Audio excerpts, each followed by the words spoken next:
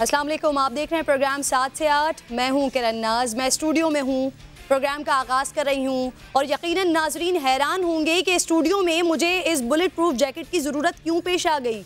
मेरा काम है मसाइल पर बात करना, उसका हल तलाश करना, तजवीज़ करना, लेकिन मेरे शहर में एक मसला इतना बढ़ गया है कि बस अब मुझे इसके अलावा कोई दूसरा हल ही दिखाई नहीं दिया। जिस माँ का 19 माह का लाल उसके सामने उसके सबसे बड़े मुहाफिज उसके बाप की गोद में गोली लगने से मर जाए, जहां वो खुद को हर तरह से महफूज समझ रहा था। मासूम बच्चे का कसूर क्या था, ये सवाल उसके माँ बाप बिलक बिलक कर पूछ रहे हैं, लेकिन जवाब कौन देगा। बड़े लोगों के तो मामलात अच्छे चल रहे हैं, गरीब का सोच कर कौन वक्त ज़ाया करेगा। अब हर माँ को चाहिए कि वो अपने बच्चों समेत इस शहर में घर से बाहर निकले तो ये जैकेट पहन कर निकले।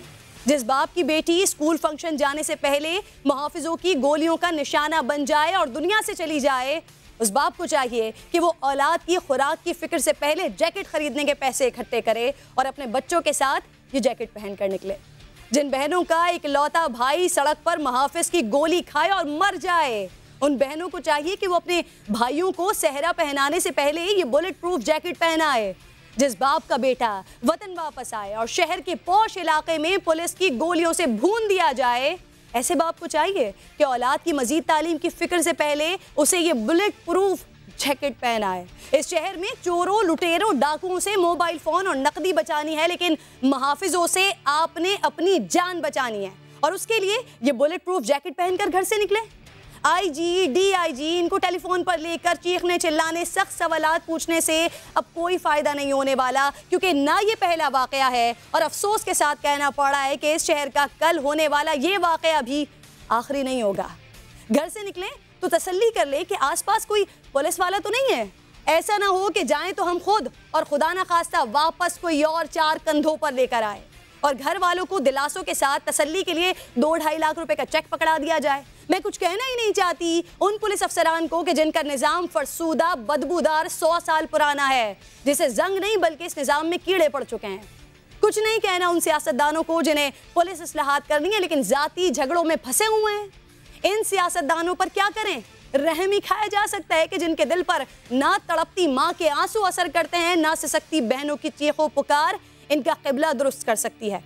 ये मेरी तरफ से एक अलामती एहतजाज है और मैं हर उस तबके से गुजारिश करती हूँ जो इस निज़ाम को बदलना चाहता है, जो एहलकारों की तरबियत पर यकीन रखता है, वो पुरअमन तरीके से मेरे इस अलामती एहतजाज का हिस्सा बने। आप वकील हैं या मजदूर, आप रिक्शे वाले हैं या डॉक्टर, आप सिविल सोसाइटी से ताल्लुक़ रखते हैं या सियासी और मजहबी जमात से, आप जब घर से निकलें तो अल्लाह के वास्ते चाहे दफ्तर जाएं या किसी शादी में जाएं, हर जगह ये बुलेट प्रूफ जैकेट पहन कर जाएं और इस एहतजाज का हिस्सा बने कि शायद हुकूमत वक्त और पुलिस को, महकमा पुलिस को कुछ होश आ जाए। मैं जो कर सकती हूँ कर रही हूँ, आप अपने हिस्से का हक अदा करें। ये शहर हमारा है, ये वतन हमारा है, ये बच्चे जो मर रहे हैं वो हमारे हैं। ये निज़ाम, इसको दुरुस्त करना है, इसको तब्दील करना है और इसको हमने ही दुरुस्त करना है, कोई बाहर से नहीं आएगा। इसी टॉपिक पर आज प्रोग्राम में मैं तफसीली तौर पर बात करूंगी कि अब हम क्या कर सकते हैं, क्योंकि हम इस निज़ाम से तो कोई तवक्को नहीं रख सकते। लेकिन पहले आपको आज के हेडलाइंस दिखा देती हूँ।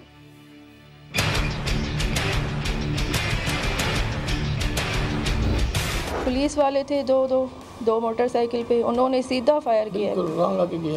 कलम भी गलत लगाए, 322 कलम नहीं लगाया। हमारा हम जो है FIR से मुतमईन भी नहीं है।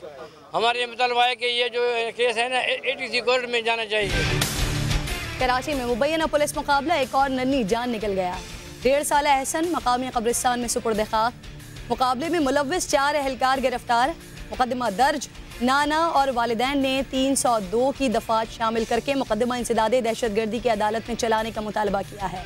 वज़ीर आला सिंध मुराद अली शाह कहते हैं इस तरह के वाक़यात अब मज़ीद नहीं चल सकते, जो भी मुलव्विस है उसे सज़ा मिलेगी।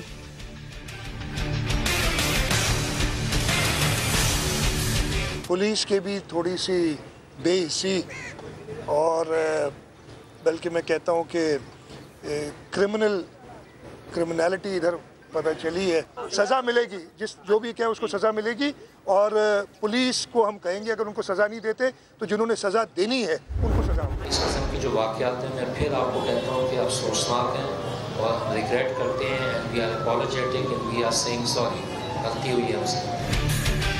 सिंध पुलिस कानून की पासदारी करती है, जो काम करते हैं सिंध हुकूमत की पॉलिसी को फॉलो करते हैं। आईजी सिंध कलीम इमाम की माजरत, बोले पूरी कोशिश करेंगे आइंदा ऐसे वाकयात ना हो। कराची पुलिस चीफ अमीर शेख कहते हैं जिसने भी गलत किया बहुत गलत किया, खानदानों से माफ़ी मांगता हूँ। एहसन के अहले खाना को शफाफ तहकीकात करवाने की यकीन दहानी भी करवा दी।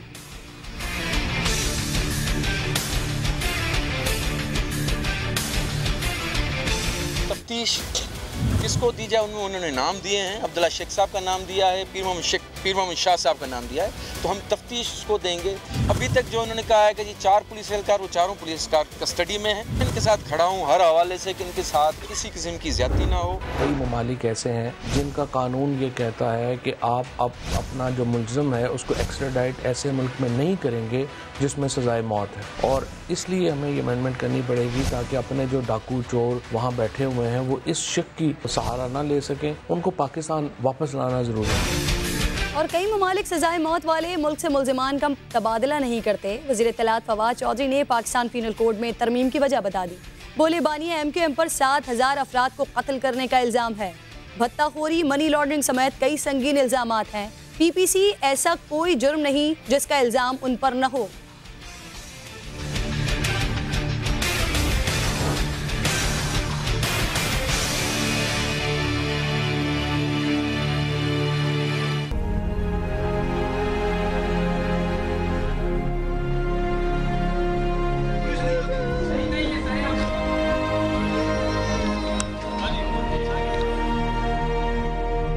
हमारे साथ जुल्म हुआ है, हमारे साथ इंसाफ होना चाहिए, वरना इनको इंशाल्लाह अल्लाह की लाठी पे आवाज़ है।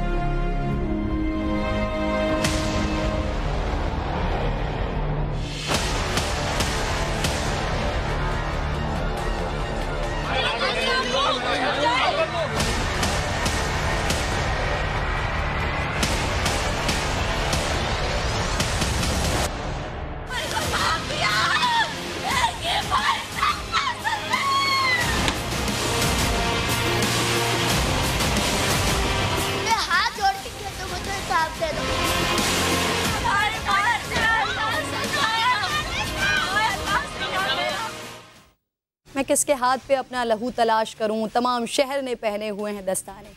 आज इस बुलेट प्रूफ जैकेट पहनकर प्रोग्राम करने का मकसद ये है कि कराची समेत मुल्क भर में लोगों को ये पैगाम दिया जा सके कि अब शायद यही इंतज़ाम करना होगा भाई, क्योंकि घरों से बाहर आपकी और आपके प्यारों की ज़िंदगियाँ महफूज नहीं है। शायद इससे कुछ बचत हो जाए।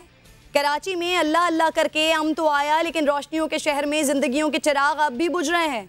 और अफसोस की बात यह है कि जिस्म से सांसें वही हाथ छीन रहे हैं जो इस शहर में शहरियों की हिफाजत पर मामूर है। पुलिस एहलकार मुल्जिमान के बजाय शहरियों के लिए खौफ की अलामत बनते जा रहे हैं। एक बार फिर काली वर्दी वालों का भयानक रूप सामने आया है। गफलत और गैर जिम्मेदार रवैये ने एक और माँ की गोद उजाड़ दी है। गुलिस्तान जौहर का रिहायशी काशिफ शेख अपने अहले खाना के साथ रिक्शे में सफूरा गोट के करीब से गुजर रहे थे। अचानक गोली की आवाज़ सुनी और इस गोली की आवाज़ उस बाप और माँ के लिए इतनी अज़ियतनाक थी कि अब कभी भी ये अपने मासूम बेटे की आवाज़ नहीं सुन सकेंगे, क्योंकि उस गोली ने नन्हे शहजादे को हमेशा के लिए खामोश कर दिया। 1.5 साल का एहसन वालिद की गोद में था। वालिदा ने देखा कि एहसन के सीने से खून निकल रहा है। परेशान माँ बाप ने लखते जिगर को फौरी अस्पताल ले जाने की ठानी, लेकिन देर हो चुकी थी। मौत जिंदगी को छीन कर साथ ले जा चुकी थी। नन्हा एहसन बाप की आगोश में दम तोड़ चुका था।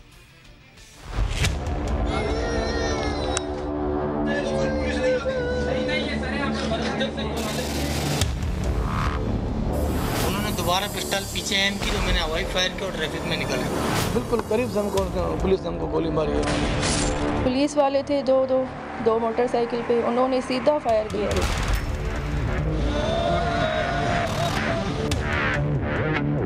उन्होंने सीधा हमारे रक्शे के सामने बैठ के हमें फायर किया हमारे ऊपर। मेरे बेटे को गोली लग गई, इनको लगी टांग में। हम बिल्कुल मुतमईन नहीं है, हमारे साथ जुल्म हुआ है, हमारे साथ इंसाफ होना चाहिए। भाई के दोनों बेटों तो बिल्कुल निकाल के दूसरे को लगा रहे थे। कोई डाकू कोई भी कुछ नहीं था। ये झूठ बोल रहे हैं, झूठ बोल रहे हैं।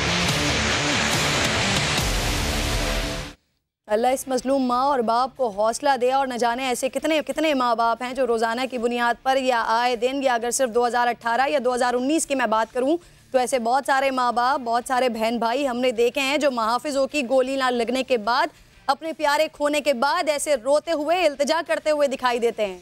एहसन के वालिद मौके पर उन्होंने कहा कि हमने कोई डाकू नहीं देखा, गोली पुलिस एहलकारों ने चलाई, लेकिन गिरफ्तार पुलिस एहलकार इस बात से बिल्कुल इनकारी हैं।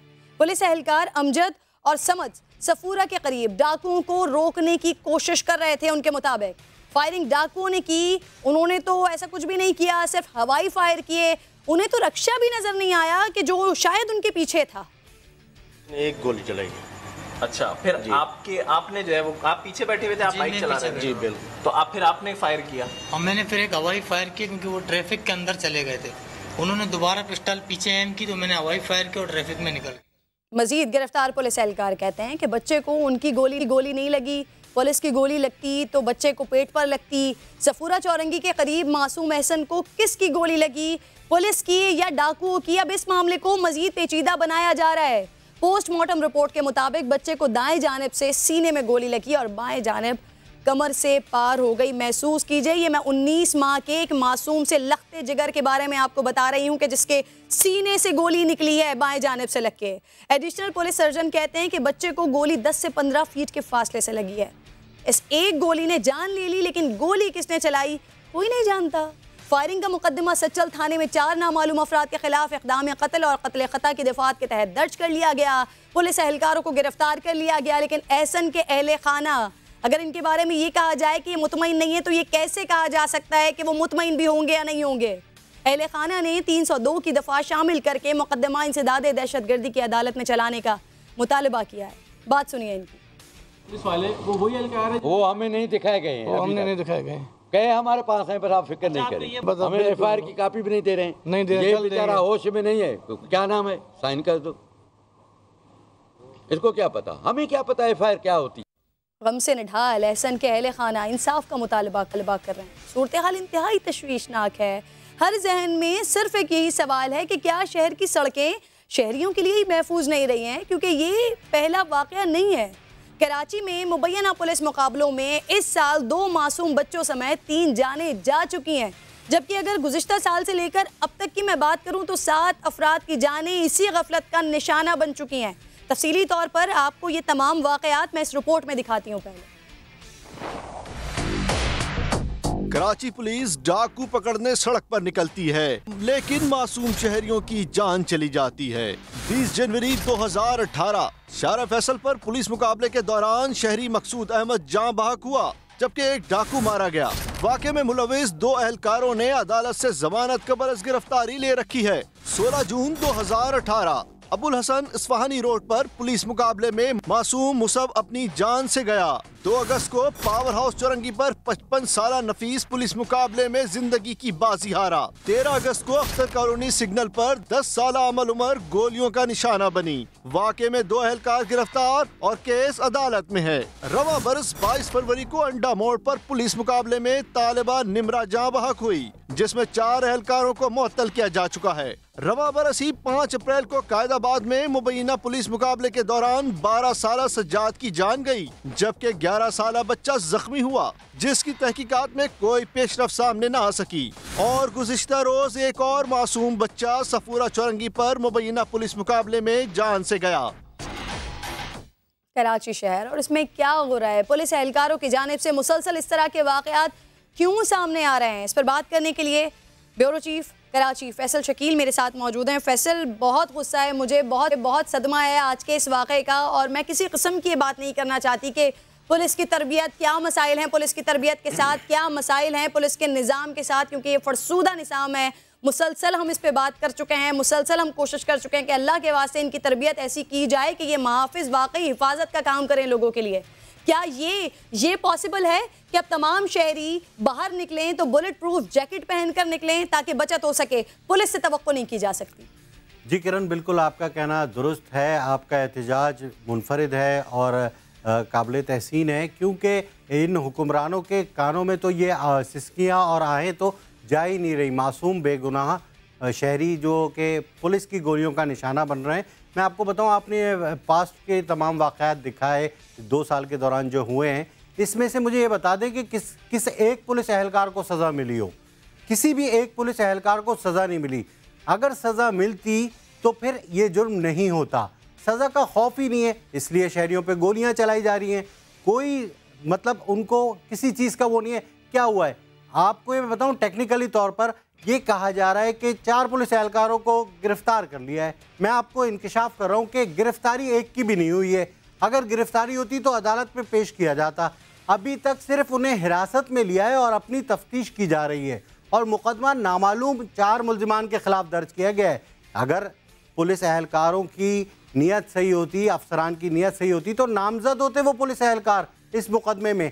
अहले खाना को तशवीश बिल्कुल ठीक है, 302 का मुकदमा क्यों दर्ज नहीं किया? वो कह रहे हैं कि 302 का मुकदमा दर्ज करे तो 302 का नहीं, कत्ले खता, मतलब बचाने की कोशिश की जा रही है। अगर सज़ा दी जाए किसी भी एक वाक़े के बाद तो फिर किसी दूसरे पुलिस एहलकार को खौफ होगा ऐसे शहरियों पे गोली चलाते हुए। आप उस डिपार्टमेंट से बात कर रहे हैं, आप उस डिपार्टमेंट के लिए ये बात कर रहे हैं कि वो सजाएं दें कि जिनका एक डॉन नुमा पुलिस चीफ जिसे आप कह लीजिए, जो मलीर के इलाके में बहुत सारे वो ऑपरेशन करता है, बहुत सारे लोगों को मार देता है, साबित हो जाता है और वो फिर अपनी सज़ा के लिए नहीं बल्कि कुछ अरसे के बाद वापस आके वो जनाब अपनी एक्सटेंशन के लिए बात कर रहे होते हैं, काम कर रहे होते हैं। आप इस ऐसे पुलिस डिपार्टमेंट से ये तवक्को रखते हैं कि वो कोई ना कोई सज़ा दे कि जिसके बाद फिर ये वाक़यात होना बंद हो जाए? फैसल जी किरण, मैं आपको बताऊं, आपका कहना बिल्कुल दुरुस्त है, लेकिन ये हमारे इन पुलिस अफसरान के ऊपर भी आला अफसरान हैं, वो भी सो रहे हैं, हुक्मरान हैं वो भी सो रहे हैं, उन्हें ट्रांसफ़र पोस्टिंग की लगी हुई है। ये जो हुक्मरान हैं, ये जो गए हैं आज इस बच्चे के घर, एहसन के घर, वो आज ये क्यों उठा रहे हैं? और ये 1-1.5 महीने से ये कहानी दोबारा पुलिस की क्यों शुरू हुई है? क्योंकि उनके पसंदीदा अफसरान के ट्रांसफ़र पोस्टिंग नहीं हो रही। ट्रांसफ़र पोस्टिंग है पुलिस के अफसरान के पास, तो वो ये कह रहे हैं कि अब हमारा काम तो निकल नहीं रहा, अब इसी बहाने से हम कुछ ना कुछ कर लें। तो मैं आपको बताऊं, जब तक इस सिस्टम में आप इंसाफ नहीं रखेंगे, इन पुलिस एहलकारों को सज़ाएं नहीं मिलेंगी, तब तक ये वाक़यात रुकना मुश्किल है। मैं आपको बताऊं, मेरी भी औलाद है, मैं भी निकलता हूं और दीगर लोग हैं, आप हैं और जितने देखने वाले हैं, कितने खौफज़दे हैं। वो बच्चे जिनके सामने उनका 19 माह का भाई मारा गया, उनके दिमाग से मिट जाएंगे, ये चीज़ें मिट जाएंगी। उन वालिदैन के दुखों पर जो है वो आपके आने से और ये कहने से कि हम माफ़ी चाहते हैं और अब जो है वो ज़िम्मेदारों के ख़िलाफ़ कार्रवाई होगी, और वो उस कार्रवाई से मुतमईन भी नहीं दिख रहा है। बस सिर्फ़ और सिर्फ खाना पूरी चल रही है और कुछ नहीं। शहरी मर रहे हैं, कोई पूछने वाला नहीं है।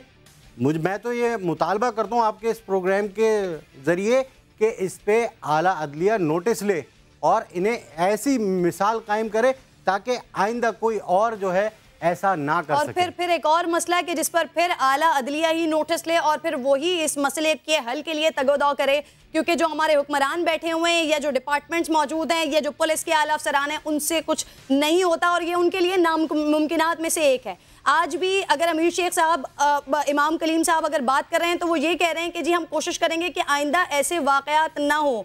फैसल, क्योंकि आप बहुत अरसे से देख रहे हैं, ये तमाम मामला देख रहे हैं, नाज़रीन में खौफ व हिरास है, मुझे भी खौफ है, मेरी भी औलाद है और ये वाक़या खुदा ना खास्ता ये शायद मेरा वाक़या भी हो सकता था। मसला आखिर है कहाँ? ये शुरू कहाँ से होता है? इसकी ये खराबी कहाँ से है इस शोबे में जिसका खमियाजा सड़कों पर अवाम अपने बच्चों को खो कर भुगत रहे हैं? असल में आपने मसले की बात बताई। मैं आपको बताऊं कि जब मेरिट का कत्ल होगा और पैसों पे भर्तियां होंगी और ट्रेनिंग की जगह पैसे चले जाएंगे, ट्रेनिंग नहीं लेंगे, अनट्रेंड अफसरान एहलकार यहाँ पर सड़कों पर होंगे और वो जो है इस तरह की हरकतें करेंगे। आपको ऐसा महसूस होता है कि आप गुजर रहे हो और एक यूनिफॉर्म वाला पुलिस वाला हो तो आपको तहफ़्फ़ुज़ महसूस होता है? नहीं, आपको ये डर खौफ होता है कि वो रोक लेगा, कागज़ मांगेगा, उसके बदले पैसे मांगेगा। ये हो रहा है इस सड़क पर, ये हो रहा है इस शहर में। लेकिन ये क्या सबको नहीं पता? ये सबको पता है। कहने वाला करने वाला नहीं है। वही ख्याली बातें चलती हैं कि हम इस्लाहात लाएंगे, हम ट्रेनिंग देंगे, हम यूँ कर लेंगे, हम बड़ा असला लेके छोटा असला दे। छोटे असले से क्या मौत वाक़या नहीं हुई है? बच्चे की मौत हुई है ना एहसन की, वो किस वजह से हुई है? आपने कैसे इजाज़त दे दी? कैसे अवाम में गोलियां चला रहे? अगर डाकू भी थे, डाकू तो देखे ही नहीं किसी ने, उसकी माँ ने नहीं देखे, एहसन की बाप ने नहीं देखे। आप एक कह रहे हैं कि डाकू थे, डाकुओं को देख। अगर डाकू भी थे भाई, चले आते, लूट के जाते, बच्चे की जान तो लेते नहीं। डाकू थे भी तो फिर वो डाकू पकड़े क्यों नहीं गए? वो डाकू गए कहाँ? और वो निशानदेही करने वाला कहाँ है किरण? जिसने बताया था, जिस शख्स ने बताया था पुलिस एहलकारों को कि ये डाकू हैं, वो कहाँ है? वो शख्स अभी तक नहीं है सामने, वो है ही नहीं, इसलिए कि डाकू थे ही नहीं। अब ये किस मस्ती में जा रहे थे, किसे रोकना चाह रहे थे और कैसे इनसे गोली चल गई, ये तो तमाम चीजें। अगर आप इसी वाक़े से परसों का वाक़या लिंक करें जो कराची की है, एक अहम शाहरा पर हुआ, टाइम मेडिकोस पर हुआ, 2 झगड़े हो रहे थे, ट्रैफिक पुलिस का एहलकार था, कुछ लोग मौजूद थे, मारा मारी हो रही थी, लेकिन आपने अगर उस फुटेज को गौर से देखा, फौरी तौर पर उसने असलहा निकाला और लोड कर लिया है। महसूस करने की बात है, ये समझने की बात है कि आप कैसे एक अवामी मकाम पर जहाँ पे इतनी बड़ी तादाद में लोग मौजूद हैं, आपका गुस्सा, आपका लड़ाई झगड़ा हो रहा है, अगर वहाँ पे मुगल्लज़ात हो रही हैं तो इसका क्या मतलब है कि फौरी तौर पर आप पिस्टल निकालेंगे, लोड करेंगे। अगर वो चल जाती तो उसका नुकसान, उसका खुमियाजा किसे भुगतना पड़ता? खुदा न खास्ता अगर किसी शहरी को लग जाती, खुदा न खास्ता अगर किसी शहरी को लग जाती तो फिर पुलिस के अफसरान जो हैं वो इसी तरह की बातें कर रहे होते हैं कि हम माजरत खाएं, कोशिश करते हैं कि दोबारा ऐसे वाक़यात ना हो। जरा देख लेते हैं किस तरह की माफिया पुलिस वालों की जानिब से सामने आ रही हैं, इस पर भी बात कर लेते हैं। इस किस्म के जो वाक़यात हैं, मैं फिर आपको कहता हूँ कि अफसोसनाक हैं और हम रिग्रेट करते हैं and we are apologetic and we are saying sorry. गलती हुई है हमसे। सच बात तो ये, कराची पुलिस चीफ जो भी नुकसान हुआ उसके लिए मैं माफ़ी चाहता हूँ ख़ानदान से, जिसका इस तरह का नुकसान हुआ है, मैं उसके लिए एज अ कराची चीफ समझता हूँ मैं जिम्मेदार हूँ। इल्ज़ाम पुलिस के ऊपर लग रहा है तो उसकी तहकीकात पुलिस को नहीं करनी चाहिए, वो कोई ऐसी कमेटी करे जिसके अंदर पब्लिक रिप्रेजेंटेटिव भी हो, सिविल सोसाइटी भी हो और हमारी रिटायर्ड ब्यूरोक्रेसी के पुलिस के अफसरान भी हो। मौजूदा हालात है उसको देखते हुए ये डिमांड है कि चीफ मिनिस्टर को भी फौरी तब्दील किया जाए। मुराद अली शाह साहब ये हर सेक्टर में नाकाम हो गए हैं। नन्ना एहसन जान से चला गया और पुलिस अफसरान अब माफिया मांग रहे हैं। हम पुलिस अफसरान से माफिया मांग रहे हैं कि क्या कर रहे हैं, खुदारा हमारे बच्चों को, हमारी औलादों को, हमारी नस्लों को बख्श दें जो पुलिस एहलकार सड़कों पर करते फिर रहे हैं। आईजी सिंध कलीम इमाम माफी के तलबगार हैं, एडिशनल आईजी अमीर शेख माफिया मांग रहे हैं, लेकिन क्या सिर्फ माफी काफी है? जिनके पास इख्तियारात हैं वो बेबस हैं और जिनका काम पुलिस इस्लाहात करना है, उन्हें एक दूसरे पर इल्ज़ाम तराशी से फुर्सत मिलके नहीं दे रही है। मौजूदा निज़ाम में शायद पुलिस अफसरान भी बेबस हैं, पुलिस एहलकारों की तरबियत पर जोर दिया जा रहा है जिसकी अशद ज़रूरत है, लेकिन जिन लोगों को इस बारे में कानून साजी करनी है वो अवामी नुमाइंदे इस नाजुक मामले पर भी सियासत का मौका हाथ से नहीं जाने देना है। एक दूसरे की टांगे खींचने का मौका हाथ से नहीं जाने देना है। पुलिस हो, हुकूमत हो या ऑपोजिशन, इन सब के दरमियान इख्तिलाफात और दूरियां वाज़ेह नजर आ रही हैं और उसका नुकसान सिर्फ और सिर्फ अवाम को और हमारी नस्लों को हो रहा है। हर कोई एक दूसरे पर इल्ज़ाम लगा रहा है और वजाहत देने में मसरूफ है। मसले के हल के बजाय तनकीद पर तनकीद और बस तनकीद पर तनकीद की जा रही है। सूबा सिंध में पुलिस के ऊपर कोई हुकूमती कंट्रोल नहीं है। हम जो काम करते हैं सिंध हुकूमत की पॉलिसी के मुताबिक करते हैं।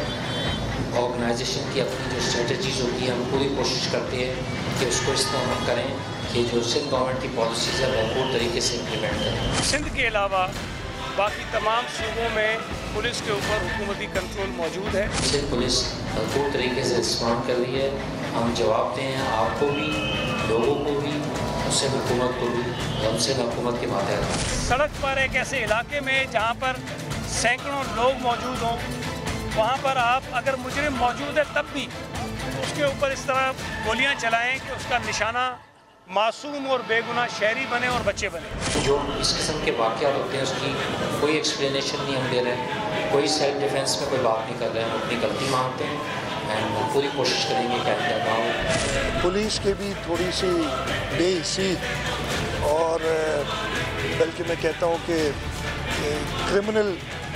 क्रिमिनलिटी इधर पता चली है। मौजूदा हालात है उसको देखते हुए ये डिमांड है कि चीफ मिनिस्टर को भी फौरी तब्दील किया जाए। वज़ीर बल्दियात सिंध सईद गनी को शिकवा है कि सिंध पुलिस सूबाई हुकूमत के कंट्रोल में नहीं है। आईजी सिंध कलीम इमाम पुलिस कानून की पासदारी करती है, जो काम करते हैं सिंध हुकूमत की पॉलिसी को फॉलो करते हैं वो ऐसा कहते हैं। और अपोजिशन का वही एक मुतालबा, वज़ीर आला सिंध मुराद अली शाह इस्तीफ़ा दें। काश इस अहम मामले पर तो एक हो जाएं। मसले के हल के लिए तजवीज़ दें। ये सारी बातें जो मैंने आपको सुनाई है, कहीं आपको नज़र आया कि मुराद अली शाह साहब की जानिब से, अपोजिशन की जानिब से, वज़ीर बल्दियात सिंध सईद गनी साहब की जानिब से कहीं ये बताया गया हो कि इस मसले को कैसे हल किया जा सकता है, कैसे पुलिस को बताया जा सकता है कि जो चोर डाकू हैं उन्हें पकड़ना है और जो आवाम है उनकी हिफाजत करनी है, न कि तनकीद में वक्त ज़ाया किया जाए। क्यों हर मसले को सियासत की नज़र कर दिया जाता है? इस वक्त मुझे ख्वाजा आसिफ साहब का वो जुमला जो उन्होंने भी सियासी मामलात पर ही कहा था, लेकिन मुझे इस वक्त बहुत शदीद याद आ रहा है। कोई शर्म होती है, कोई हया होती है। मुझे लगता है कि सियासतदानों में शर्म और हया इस तरह का कोई एलिमेंट नहीं होता। कम से कम इस मामले पर तो सियासत को जाने दे देते। बिल्कुल सही कह रही हैं आप इस मामले पर तो सियासत छोड़ देते, इसलिए कि औलाद तो औलाद होती है। अगर इन सियासतदान या इन पुलिस के आला अफसरान कि किसी बच्चे के साथ ये वाक़या पेश आता तो क्या रिएक्शन होता? यही बातें होती, यही चीज़ होती कि गए और सिर्फ जो है वो ताज़ियत की और सियासी बयान दाग दिया। इसे हम कहते हैं सियासी बयान दाग दिया।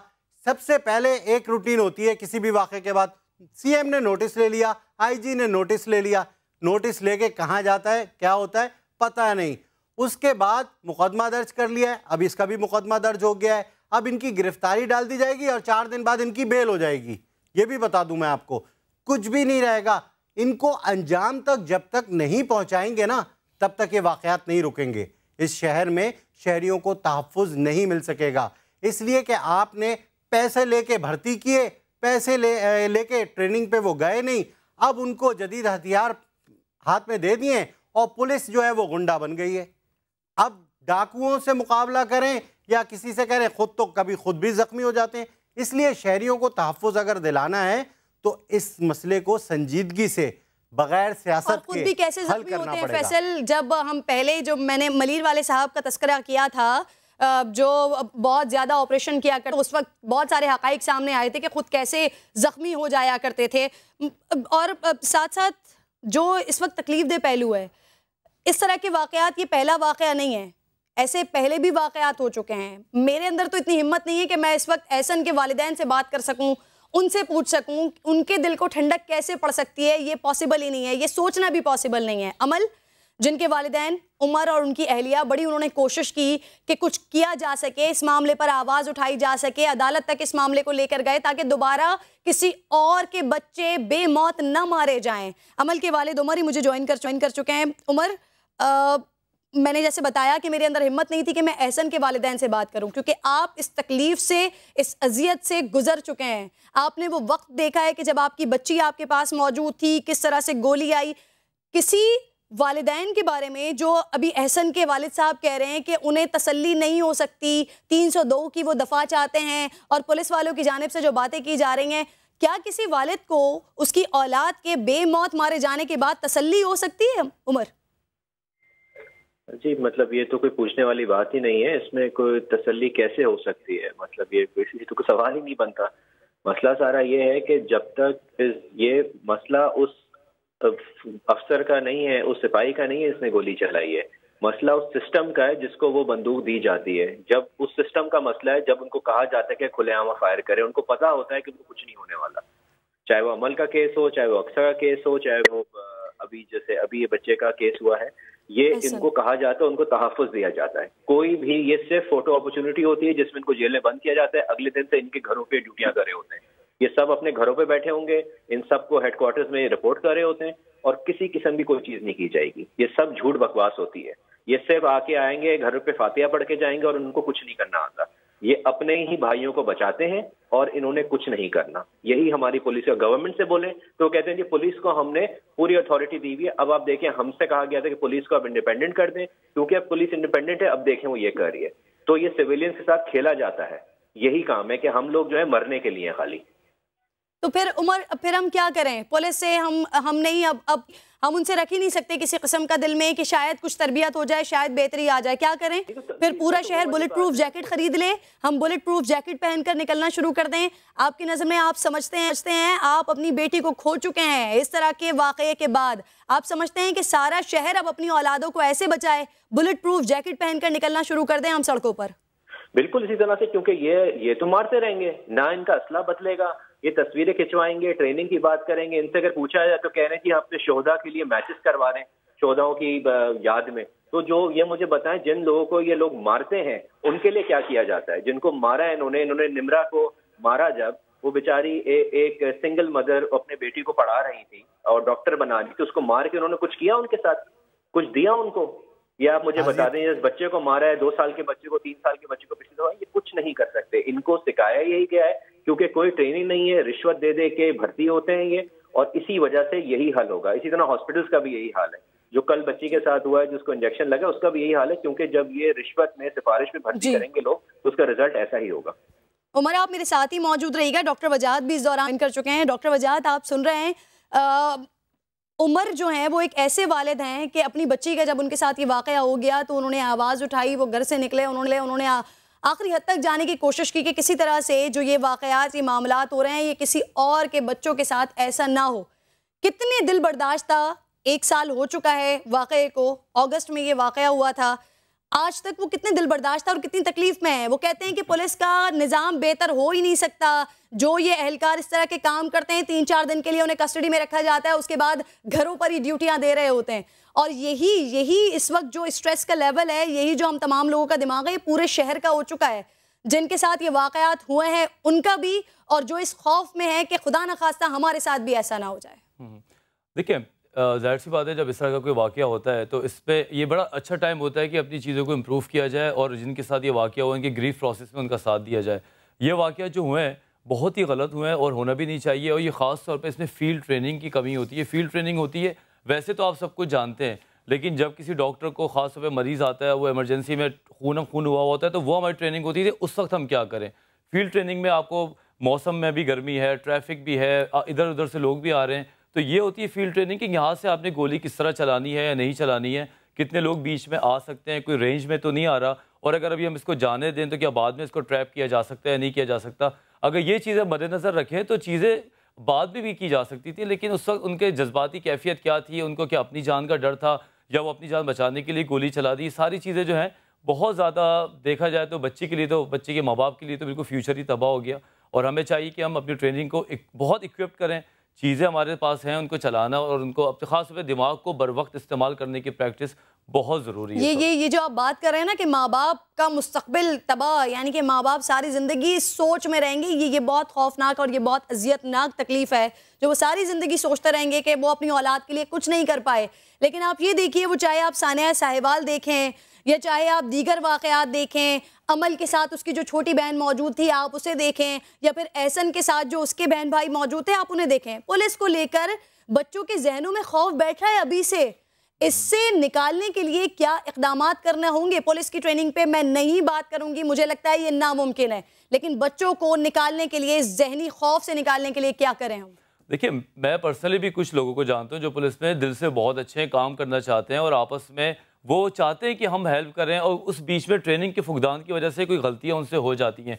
लोगों के साथ इनकी दोस्ती वाला रवैया बहुत ज़रूरी है। मैंने हमेशा बड़ी बुनियादी बातों में बात की है कि आप हंस के बात करें, आप एक दूसरे के, अब आवाम के साथ जब तक आप मिंगल अप नहीं होंगे आप उसके करीब नहीं पहुंच सकते। हमें उनके दुश्मन नहीं बनाना, ना पुलिस वाले हमारे दुश्मन है, ना पुलिस वालों के ये दुश्मन है, कोई ज़ाती दुश्मनी किसी की नहीं है। लेकिन ट्रेनिंग, कम्युनिकेशन और बातचीत का तरीका, वो खासतौर पर वो सिनेरियो, वो 10 सेकंड का सिनेरियो होता है जिसमें सारा काम हो जाता है। वो 10 सेकंड की जो ट्रेनिंग है और उसकी जो एक एलिटी होती है किसी भी कांस्टेबल की, वो बहुत ज़रूरी है, और वही सारी चीज़ें हैं जो हमारे कम्युनिटी पे असर करेंगी। और आप क्यों नहीं अपने साथियों को, अपने साथ पड़ोसियों को आधा पुलिस वाला बनाएं, वो उनके आपके साथ दोस्तियाँ करेंगी तो वो आपकी हेल्प ही करेंगे। और बस यही मैंने दुनिया भर में देखा है कि पहले एक पुलिस होती है, फिर एक कम्युनिटी पुलिस होती है जो रजिस्टर्ड नहीं होती, लेकिन वो इलाके के अपने लोग होते हैं जो कि पुलिस की हेल्प कर रहे होते हैं। आई विश कि हमारे पास भी ऐसे लोग हैं। आप तो तजवीज़ दे रहे हैं डॉक्टर साहब, लेकिन उमर साहब के पास यकीनन वो कुछ ना कुछ कोशिश कर रहे होंगे कि अपनी दूसरी बेटी को इस स्ट्रेस से किसी ना किसी तरह से निकाले, क्योंकि वो भी उस गाड़ी के अंदर ही साथ मौजूद थी। उमर साहब, जो बाकी बच्चे हैं, मैंने सानिया साहिवाल का जो तस्करा किया है, उसके साथ साथ जो एहसन के जो बहन भाई हैं, यकीनन उनको इस कैफियत से निकालना वालिदैन के लिए एक और मुश्किल मरहला होगा। आप क्या कर रहे हैं? आपकी दूसरी बेटी के जहन पर यकीनन ये चीज़ सवार होगी, आप क्या कर रहे हैं? आप उसको किस तरह से ज़िंदगी की तरफ वापस लेकर आ रहे हैं, या आप उसे क्या समझाते हैं? कितनी मुश्किल और कितनी मुशक्क़त आपको मेहनत करनी पड़ती है अपनी बेटी के लिए? देखिए जी, ये तो सुबह शाम की एक थेरेपी है। हम हमारी तो जिंदगी बदल चुकी है अगस्त से लेकर अब तक, और आगे सालों में भी इसी तरह से रहेगा। सिर्फ बच्ची के साथ नहीं, हमारी बाकी family, my wife, my sister, my parents, बेनिशियस parents, their cousins, everybody is affected because obviously यहाँ पे families होती हैं, तो everybody is affected. The only issue is that सुबह शाम की थेरेपी करानी होती है, स्कूल में देखना होता है, रोड में एक इशू है, रोड पे चलाना इशू है, वो चीज़ों में इशू है, क्योंकि ये सब चीज़ें ही रोज़ हमारा है। हमें कार ट्रैवलिंग में मसला है, रोड पे निकलने में मसला है, गाड़ी से उतरते चढ़ने में मसला है, कोई रोड पे मांगने वाला आ जाए मसला, तो हमारे लिए रोज का मसला। कराची शहर में तो आपको रहना यही है, जो यहाँ पे सड़कों का हाल है वो तो वैसा ही है, और अगर कोई पुलिस वाला सामने आ जाए, कुछ आ जाए, तो वो सारे प्रॉब्लम है। ये तो हमें रोज की प्रॉब्लम फेस करनी पड़ती है। बिल्कुल आप ठीक कह रहे हैं डॉक्टर साहब। ये आपने देखा है, अगर मैं पुलिस की बॉडी लैंग्वेज पे बात करूं, जो आम तौर पर जब हम गुजर रहे होते हैं, मेरे साथ भी एक दो दफ़ा ये वाक़यात हो चुके हैं, यूनिवर्सिटी जाते हुए पुलिस का वो पूरा बड़ा गाड़ियां खड़ी हुई हैं, रोक के खड़े हुए हैं, पीछे लोग खड़े हुए हैं, क्यों खड़े हुए हैं जी? प्रोटोकॉल देना है या रोकना है, या किसी भी इंपॉर्टेंट पर्सनैलिटी को निकालना है जहाँ पर कोई ऐसा जो कोई पॉलिटिकल शख्सियत भी नहीं है, लेकिन फिर भी पुलिस वाले प्रोटोकॉल के लिए खड़े हुए हैं और बाकी आवाम वो खड़ी रहे तो खड़ी रहे।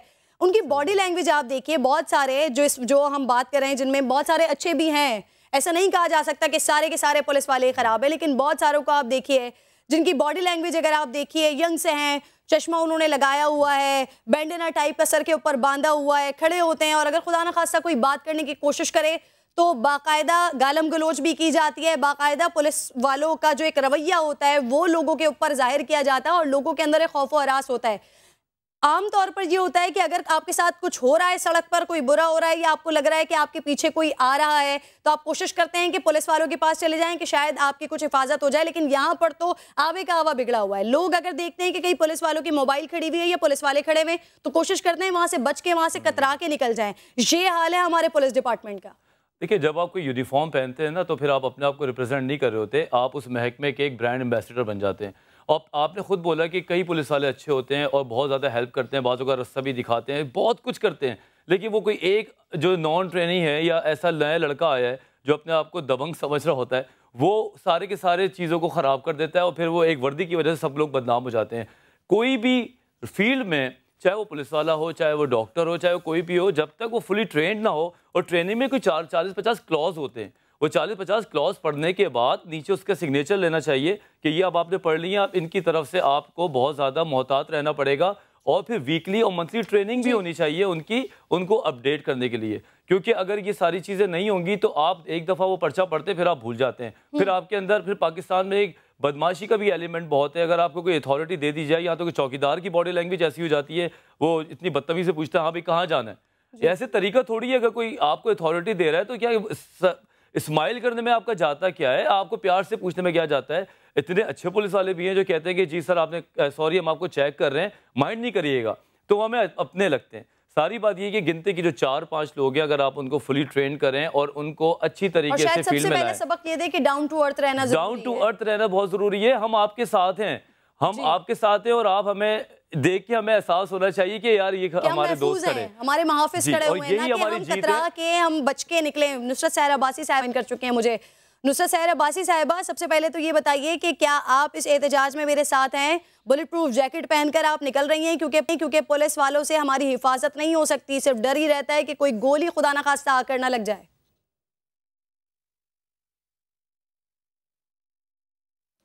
बहुत शुक्रिया किरण, बिल्कुल मैं आपके साथ हूँ, आपके हर उस जज्बे के साथ हूँ, आपके हर उस एहतजाज के साथ हूँ जो आप शुरू से करती चली आ रही हैं, और हमेशा आप कोशिश करती हैं कि किसी तरह वो एहतजाज शायद उन इदारों को झंझोर डाले। मुझे ज़ैनब का भी वाक़या याद है, उसके बाद कितने ही ऐसे वाक़यात हुए, अब ये एहसन का वाक़या। हम भी माएँ हैं, हमारी भी औलादें हैं, किस तरह कोई बर्दाश्त करेगा जिनके साथ गुजर जाती। कहते हैं जहां आग लगती है वहीं उन्हीं लोगों को ही एहसास हो सकता है, इसके अलावा लोग दूसरी जगह से सिर्फ देख सकते हैं, तमाशा देख सकते हैं। तो ये जो हालात हैं किरण, ये सही आपने, बिल्कुल आपने सही कहा कि अब और तो कुछ नहीं कर सकते, हम खुद ये बुलेट प्रूफ जैकेट पहनकर निकलें तो, और अपने बच्चों को भी पहनाएं, छोटे मासूम बच्चों को भी, ताकि कम अज कम और कुछ नहीं तो ऐसी कोई अंधी गोली चलती हुई खुदा न खास्ता एहसन निमरा, अमल, मकसूद, ऐसे कितने बच्चे इंतजार, किन किन का नाम लें हम, जो जिनके वालिदैन इस वक्त बिल्कुल चैनल पे बैठे होंगे और देख रहे होंगे और उनके जख्म ताज़ा हो चुके होंगे।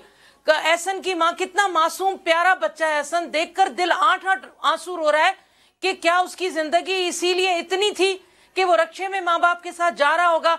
मैं आपको बताऊं किरण, ये जो ट्रेनिंग की बात हो रही है ना, पुलिस को ट्रेनिंग, ये और इस वक्त सीएम साहब फरमा रहे हैं बिल्कुल गलत हो गया, ऐसा हो गया। अगर इस वक्त सीएम के पास तमाम इख्तियारात होते ना पुलिस के, तो इस वक्त ये कुछ और बात कर रहे होते। आज चूंकि इख्तियारात लिए हुए हैं, आईजी के पास इख्तियारात हैं, तो आज जबान कुछ और बोल रही है। और आपको पता है, कोई इनसे पूछे तो सही कि मेरी या आपकी जान इतनी सस्ती है? एहसन के घर वालों की जान इतनी सस्ती थी? नमल और निमरा के घर वालों की जान सस्ती थी? उनकी वीआईपी ड्यूटी नहीं है पुलिस वालों की।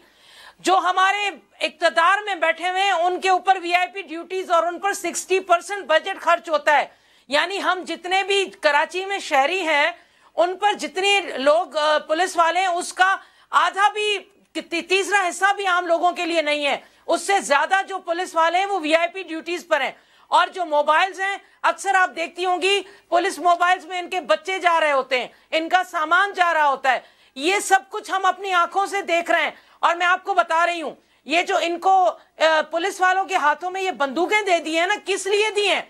आपने देखी है, जब इनको ट्रेनिंग दी जाती है तो ट्रेनिंग में सिर्फ इनको दौड़ाया जाता है, सिर्फ दौड़ाया जाता है। कभी आपने कहीं और इनके क्लिप देखे, वीडियो क्लिप, कि इनकी साइकोलॉजिकल ट्रेनिंग हो रही है, इनको इस तरह इखलाकी ट्रेनिंग दी जा रही है, इनको बंदूक किस वक्त कहां चलानी है, टांग पे चलानी है या गर्दन पे या सीने पे चलानी है, ये तमाम ट्रेनिंग्स की कई क्लिप्स आपने देखी हैं। हाँ, नजर आएगा कि पुलिस में भर्ती के लिए दौड़ाया जा रहा है।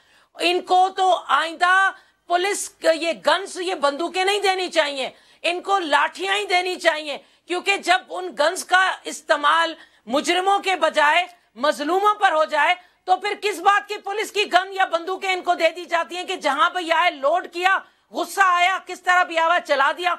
इसलिए ये तमाम चीजें खत्म हो। और आपको याद होगा किरण, मैं तो ये कह रही हूं, ये वो मुजरिम लोग हैं जो सनाउल्लाह अब्बासी ने, डीआईजी सनाउल्लाह अब्बासी ने जो सुप्रीम कोर्ट में रिपोर्ट जमा कराई थी, ये भी इन्हीं जरदारी लीग वालों ने भर्ती किए हुए 6-7 हजार पुलिस वाले जो मुजरिम है, क्रिमिनल है, जिसकी रिपोर्ट दर्ज कराई हुई है, पेश की थी उन्होंने सुप्रीम कोर्ट में कि हमारे पुलिस डिपार्टमेंट में इतने हजार क्रिमिनल लोग भर्ती हैं। इन्होंने किए ना, और किसने किए? 11 साल हुकूमत। और आज सीएम कह रहे हैं मुझे बहुत दुख हुआ, मुझे बड़ा अफसोस हुआ, मैं इस केस की पूरी तरीके से इसको देखता रहूंगा। भाई, इससे पहले निमरा के वालिदैन से आप जरा पूछ लें, नमल से पूछ लें, क्या उनके 8-8 आंसू रोया है दिल। और तमाम माओं का, पूरे शहर का, पूरे पाकिस्तान का, जो इस फुटेज को, जो इस मंजर को देख रहा है, उन सब के लिए ये तकलीफ की बात है। लेकिन आप भी एक सियासतदान हैं, जो इख्तियारात जिनके पास हैं वो भी सियासतदान हैं, वो भी वालिदैन होंगे, माँ बाप भी होंगे।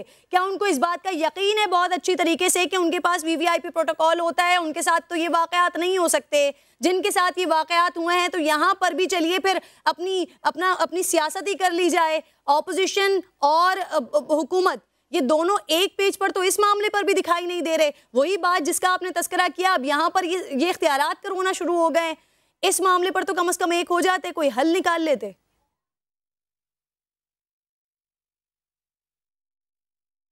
किरण, हम तो चाहते हैं कि हल निकले। बताएं, मैं एक माँ हूं, आप एक माँ हैं, हम कैसे चाहेंगे कि हम ऐसे वाकयात पर भी सियासत करें? मुझे बताओ, कल मैं खुदा ना खास्ता हूं, मेरी बच्चे या बच्ची के साथ ऐसा हो जाए, तो क्या बैठ के मैं या आप, खुदा ना अल्लाह ना करे, कि हम बैठकर सियासत करेंगे?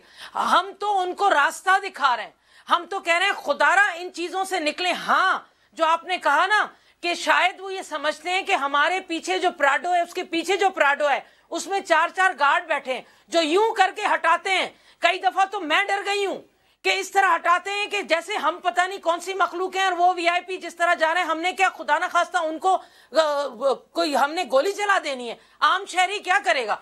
तो ये इस तरह के जो लोग हैं वो ये समझते हैं शायद कि ये 8-8 लोग जो हमारी वीआईपी ड्यूटी पे लगे हुए हैं, ये हमें उन खुदा ना नुसरत साहिबा, अगर इस तरह के वाकयात पुलिस वालों की अगर आपने बात की जो वीवीआईपी प्रोटोकॉल के साथ, जो उनके आला अफसरान हैं या हमारे सियासी नुमाइंदगान हैं जो वीवीआईपी प्रोटोकॉल के साथ जा रहे होते हैं, तो खुदा ना खास्ता अगर ओवरटेक भी हो जाए ना, तो फिर वो आकर टीवी पर ही, कामरान फजल साहब जैसे पुलिस अफसरान टीवी पर आकर ये बता रहे होते हैं कि जी हमें तो थ्रेट्स हैं, हमारे साथ तो कुछ भी हो सकता है, इसीलिए अगर कोई हमें ओवरटेक भी करेगा तो हम उसे इसी तरह से हटाएंगे, अवाम का जो भी हो उनकी बला से। लेकिन मुझे ऐसा लगता है कि पुलिस की ट्रेनिंग तो नामुमकिन है, शायद पुलिस का निज़ाम भी नहीं बदल सकता, तो फिर आप अल्लाह के वास्ते तमाम शहर के लोगों को एक एक बुलेट प्रूफ जैकेट ही दे दीजिए। फैसल शकील, आपका बेहद शुक्रिया। डॉक्टर वजाद, आप मेरे साथ मौजूद थे। नुसरत सहर अब्बासी साहिबा आप थी। ब्रेक का वक्त हो गया, ब्रेक के बाद अगले टॉपिक की जाने बढ़ेंगे, देखते रहिए साथ से।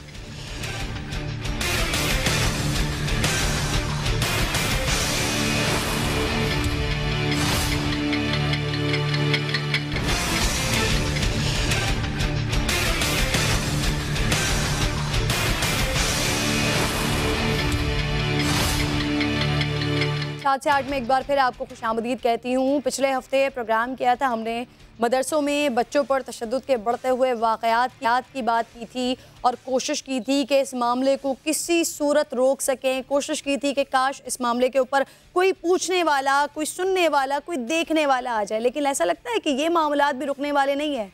मुजफ्फरगढ़ का इलाका रंगपुर, यहाँ बच्चे ने सबक याद नहीं किया है और छुट्टी मांगी है, तो इस पर 7 साला बच्चे पर कारी के मुबैना तशद्दुद का एक और वाक़या सामने आया है। तनवीर के दोनों बाजू तोड़कर कमरे में बंद कर दिया है। बात सुने बच्चे की। सबक ना यमदा छोटी सा हमारे बाई तो रोज ते लात मारे लात जख्म बन गया तो मसीह कराते तो दिखा देता तो शेर दो कर कौन मान रही है। वफाकुल मदारिस के तर्जुमान के मुताबिक 10 साल में 2 वाक़यात हुए थे, लेकिन ये एक हफ्ते में जब हमने प्रोग्राम किया है उस एक हफ्ते में ही एक और वाक़या सामने आ गया है कि जिसके लिए फिर अगर बात की जाएगी तो वजाहत सामने से ये आएगी कि बच्चों के अगर बाजू में कुछ हुआ है तो शायद किसी बीमारी की वजह से हुआ हो, कारी साहब ने कुछ नहीं किया। इस तरह की वजाहतें, फरसूदा किस्म की वजाहतें आ रही होती हैं। बच्चे के वालिद कह रहे हैं कि तनवीर पर बदतरीन तशद्दुद किया गया है, प्लास से ज़बान भी खींची गई है इस नन्हे मासूम बच्चे की। बाप की बात सुनिए। असा इनू पढ़ावन की खातिर गलिया इल्म हासिल करे, उन्होंने पढ़ावन की खातिर बजाए उन्होंने मारे आए बाजू त्रोड़े ने, लत्तां ते दाग है, इहदी कांड वाली रीढ़ वाली हड्डी वो क्रैक हो गई है, इहदी जबान जिहड़ी है पलास नाल छिकी रखी सू ते असा ओदी बजाय हुणे असान ते इंसाफ मिले चाहना चाहिए। ये मदरसा जिसके बारे में जहाँ पर इस बच्चे के साथ तशद्दुद किया गया है उसके बारे में इत्तलात ये मिल रही है कि ये मदरसा रजिस्टर्ड नहीं है। लेकिन हमारा मसला ये नहीं है कि मदरसा रजिस्टर्ड है या नहीं है। हमारा मसला ये है कि जो कारी साहिबान यहाँ पर मौजूद होते हैं, जिन मदारिस में बच्चों के साथ इस तरह के वाक़यात किए जाते हैं, इस तरह का तशद्दुद किया जाता है, उनके पास ये हौसला, उनके पास ये क्रिमिनल जहनियत आती कहाँ से है। पुलिस ने मुल्जिम सनाउल्लाह को गिरफ्तार किया है और यकीनन कोई ना कोई ऐसी बात सनाउल्लाह की जानिब से आई होगी जो मुल्जिम गिरफ्तार किया गया है कि अपने आप को उन्होंने बचाने की यकीनन कोशिश की होगी। ऐसा बात सुनने से पहले मुझे लगता है शिराज बशीर साथ मौजूद हैं। शिराज बशीर, बताइएगा जो मुल्जिम गिरफ्तार हुआ है उसकी जानिब से क्या बताया गया है, क्यों ऐसा बदतरीन तशद्दुद किया है, या फिर वो मानने से ही इनकारी है कि तशद्दुद किया ही नहीं है बच्चे पर? जी बिल्कुल ऐसा है कि ये 11 मार्च को ये वाक़या पेश आया था, इस बच्चे को तशद्दुद किया। उसके बाद ये बाजू टूटे के बावजूद इसको जो एक कमरे में बंद रखा। 1 माह के बाद जब वालिदैन बच्चे को लेने के लिए वहाँ पहुंचे हैं मदरसे में, तो वहाँ मदरसे में बच्चा मौजूद नहीं था, तो फिर निशानदेही की बच्चा जो है दूसरे कमरे में वहाँ मौजूद है। जब कमरे में गए तो वहाँ पर उसके बाजू जो है वो टूटे हुए थे और कमर पे रीढ़ की हड्डी पे भी जख्म थे, चोट के निशान थे। और 1 माह गुजरने के बावजूद अभी तक भी जो टांग के जख्म है वो भी अभी हरे हैं जख्म। इस पर जो है इन्होंने पुलिस को रिपोर्ट की है, पुलिस ने फौरी जो है इसका एक्शन लिया है और इस पर जो सबसे पहले बच्चे का मेडिकल जब करवाया है, मेडिकल के अंदर ये तशद्दुद जो है वो सामने आ गया है। इस पर पुलिस ने फौरी कार्रवाई की और जो मदरसे का जो मोहतमम था कारी सनाउल्लाह उसको फौरी तौर पर गिरफ्तार किया गया और अब इसकी तमाम मामले की जो तहकीकात वो की जा रही हैं। मुझे ये बताइए कि ये जो वाक़या सामने आया शिराज, इसके बाद पुलिस ने मजीद तहकीक की है? ऐसे मजीद वाक़यात हैं इस मदरसे के, यहाँ के बच्चों से अगर बात करने की कोशिश की गई हो? क्योंकि आपकी बात से मुझे ऐसा महसूस हो रहा है ये वो मदरसा है जहाँ पर बच्चे रहते हैं कि 1 महीने बाद वालिदैन को पता चला कि कमरे में बंद किया हुआ है, दूसरे कमरे में बच्चे को बंद करके रखा हुआ था। जी बिल्कुल, क्योंकि ऐसा है कि यहाँ पर ये देही इलाका है ज्यादातर, तो यहाँ पर लोग वालिदैन ऐसे होते हैं कि जो खुद तो मेहनत मजदूरी पर चले जाते हैं और जो बच्चे हैं उनके पास इतने वसाइल नहीं होते, वो इस तरह के मदरसों में इनको जो है वो भेज देते हैं जहाँ पर वो तालीम भी हासिल करते हैं। उसके अलावा जो है उनका मकसद तो यही होता है कि उनको तालीम, दीनी तालीम जो है वो दी जाए। लेकिन वहाँ पर जो कारी हजरात हैं उनकी तरफ से अक्सर ये वाकयात जो है वो नोटिस में आते हैं और बाज़ वक़्त ऐसा होता है कि जो इलाके के जो सरपंच हैं उनकी तरफ से मामले को दबाने की भी कोशिश की जाती है। इस तरह की वाकयात कई दफा ऐसे हुए हैं कि मीडिया उसको रिपोर्ट तो करता है, लेकिन जो इलाके के आपने बात की कि ऐसे वाकयात में माँ बाप छोड़कर चले जाते हैं, मेहनत मजदूरी पर चले जाते हैं, तो माँ बाप बेसिकली भरोसा करके जाते हैं कि शायद हमसे ज़्यादा वो रूहानी माँ बाप जो दीनी तालीमात हमारे बच्चों को दे रहे हैं वो हमसे ज़्यादा ख्याल रखेंगे। लेकिन फिर उसके बाद इस तरह के वाकयात रिपोर्ट होते हैं कि जिस पर सिर्फ और सिर्फ खून के आंसू रोया ही जा सकता है। शिराज बशीर, बहुत बहुत शुक्रिया, आप साथ मौजूद थे। प्रोग्राम खत्म हो गया है, कल आपसे मुलाकात होगी। अल्लाह ने के बाद।